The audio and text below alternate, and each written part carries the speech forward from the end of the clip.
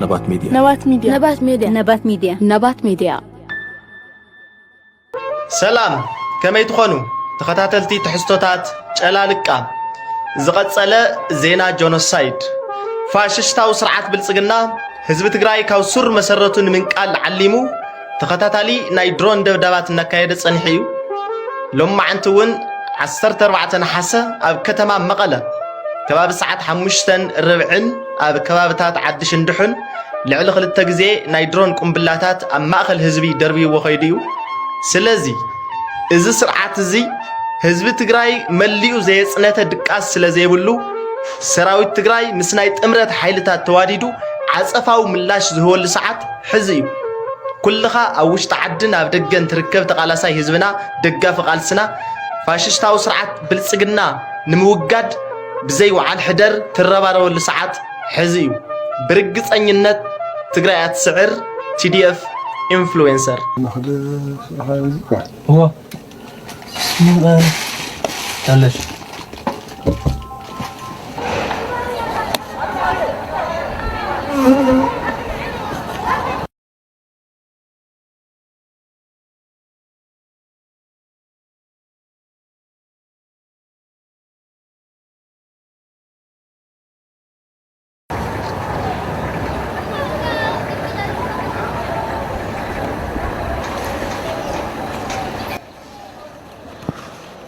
زي نريد لنا تتلتي نبات ميديا بسرعة بلصقنا اب كتما مقله بالحزبي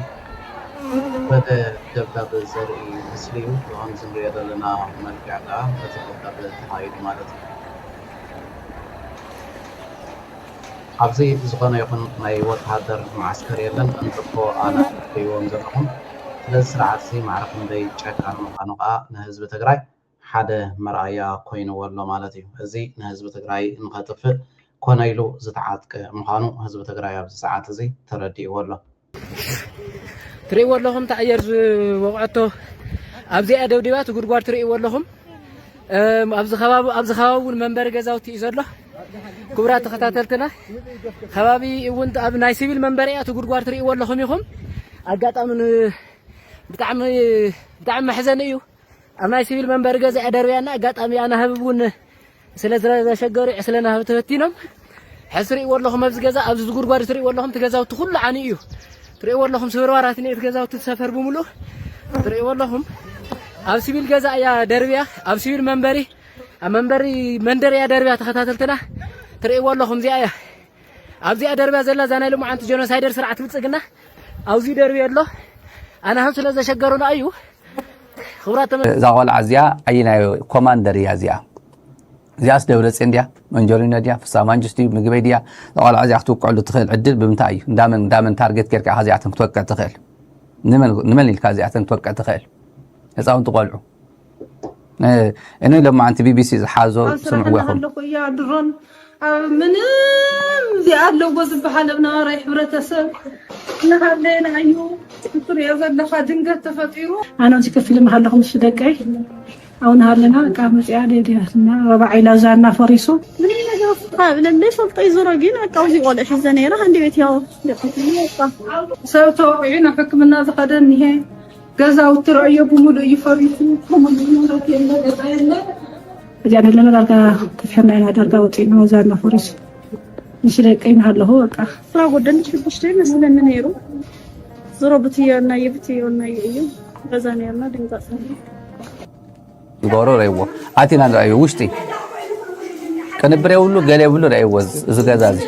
بصقنا يلما مرداسازي تارجت وقيعيه يخبرنا يخلن زي ايو كسب غدا رايو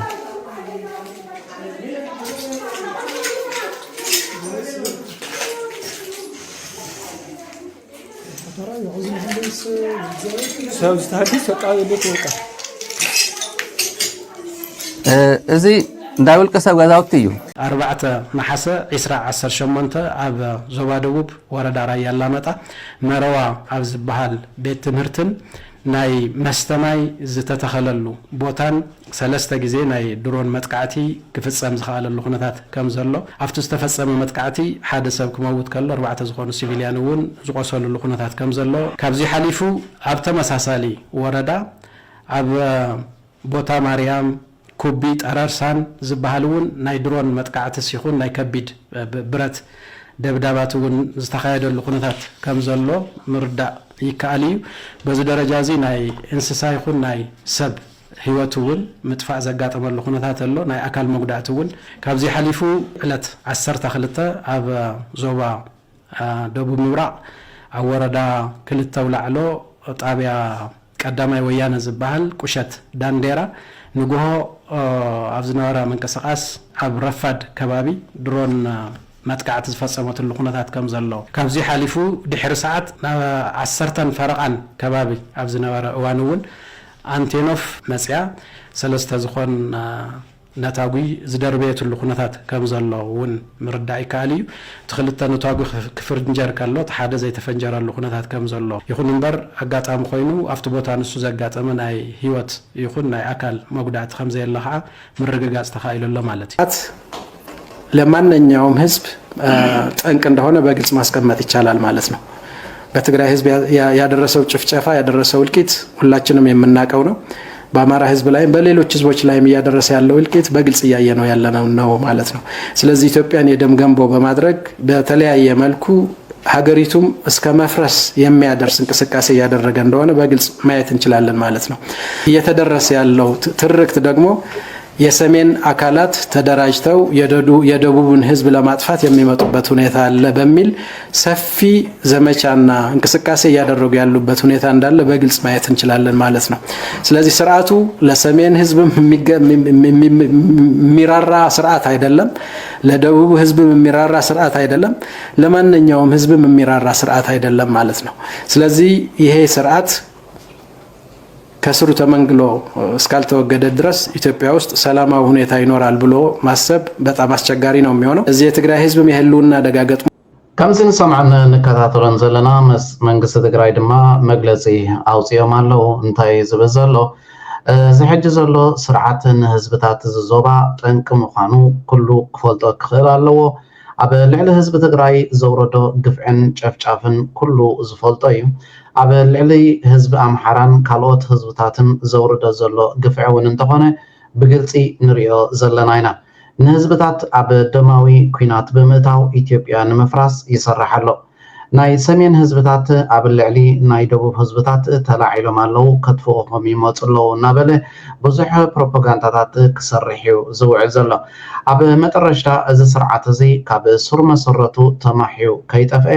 ሰላም ክህልዩ ኢልካ ኣብ ዝኸባቢ ምሕሳብ ፍጹም ዘይሕሰብ ነገር እዩ ክዝረብ ዘይክእል ነገር እዩ ይብል ኣሎ ሞታል የአማራ ህዝብም የህልውና አደጋ ገጥሞታል የኦሮሞ ህዝብም በተመሳሳይ እንዲሁ የህልውና አደጋ ገጥሞታል ሌላው ህዝብም በተመሳሳይ እንዲሁ የህልውና አደጋ ገጥሞታል ማለት ነው ከማን ከዚህ ከጄኖሳይደሩ ስርዓት ማለት ነው ህዝብን በመጨፍጨፍ በመጨፍለቅ ፍላጎቱን ለማርካት የሚንቀሳቀስ ኃይል እስከሆነ ድረስ ለማንኛውም ህዝብ የሚመለስ ኃይል እንዳልሆነ በግልጽ አሳይቷል ማለት ነው ስለዚህ ከነዚህ ኃይሎች ጋር በመተባበር በስርዓቱ ላይ ትግል ለማካሄድ ሰፊ እንቅስቃሴ እየተደረገ ያለበት ሁኔታ እንዳለ በተለያየ መልኩ እየተገለጸ መጥቷል የነዚህ ኃይሎች ከትግራይ ጋር ያላቸው አጠቃላይ ጥምረት ምንድነው የሚመስለው በምን መልኩ ነው የሚሄደው እስከየት ነው የሚደርሰው አጠቃላይ አሰራሩ ምንድነው የሚመስለው በሚል የሚለው በስፋት የሚገለጽበት ሁኔታ ይኖራል በመግለጫም የሚደገፍ ይሆናል የሚመለከታቸው አካላትን በስፋት ማብራሪያ የሚሰጡበትና ለህዝብ ግልጽ የሚያደርጉበት ሁኔታ ይኖራል ይሄን በቅርቡ የሚፈጸም ይሆናል ብለን ነው ልንወስድ የምንችለው ማለት ነው ህዝቢ ትግራይ ናይ ህልውና ሓደጋ ገጢምዎ ዘሎ ህዝቢ ኣምሓራ እውን እንተኾነ ናይ ህልውና ሓደጋ ኣለዎ ህዝቢ ኦሮሞ እውን ከምኡ ብተመሳሳሊ ናይ ህልውና ሓደጋ ገጢምዎ ኣሎ ካልኦት ህዝብታት ኢትዮጵያ እውን እንተኾነ ካብዚ ጆኖሳይደራዊ ስርዓት እዚ ናይ ህልውና ኩነታት እዩ ገጢምዎም ዘሎ ስለዚ ምስ ከማና ናይ ህልውና ሓደጋ ዘለዎም ህዝብታት ዞባ ሓቢርና ክንሰርሕ ኢና مزوم حيلتات زلو ركب دما أبا كتالي بصفحات نهزب خحبريو بملكع مجلسون كسناي بحفشو أنصار زي جونوسايدراوي سرعات زي زكايات زلو كالسي بزملكتهم أكلات مبرهي كوهابوليو أبا كتالي دما ات مبرهيتات كسعبيو بمبال كابه وغن تقراي دما از مجلس زي وزيلا ካብዚ ወፃና ተኸታተልቲ ነባት ሚድያ እቲ ቀንዲ ዕላማ ናይዚ ስርዓት ብልጽግና ኣብ ኢትዮጵያ እንታይ እዩ እንተዳይና ባዕሎም ግብረ መልሲ ሂቦም ለለው እቲ ግብረ መልሲ ናባኸም ከነብለይና ንስማዕ እዮም። እኛ እኮ ኢትዮጵያን ልንገነባት ልንሰራት አይደለም፣ ኦሮሚያን ነፃ ልናወጣት። ኦሮሚያን ነፃ ልናወጣ ከሆነ ደግሞ አማራ ጎረቤታችን ነው፣ ሲዳማ ጎረቤታችን ነው፣ ሶማሌ ጎረቤታችን ነው። እንደ ጎረቤት አብረን እንሰራለን እንጂ እንደ ኢትዮጵያ አንድ ሰራዊት አንገነባም፣ አንድ የፖለቲካ ማህበረሰብም አንገነባም። ኦሮሚያን ነፃ ኦሮሚያን ልናወጣ። ስለዚህ ንሕና ስልጣን ዝሓዝና ኢትዮጵያ ንምህናፅ ኣይኮነን፣ ኦሮሞ ናፃ ንምውፃእ እዩ። ኦሮሞ ናፃ ክነውፅእ እንተኮይና ድማ ኣምሓራ ከም ጎረባብትና ክንሪኦም ኣለና፣ ሲዳማ እውን እንተኾነ ከም ጎረቤት ሃገር ክንሪኦም ኣለና፣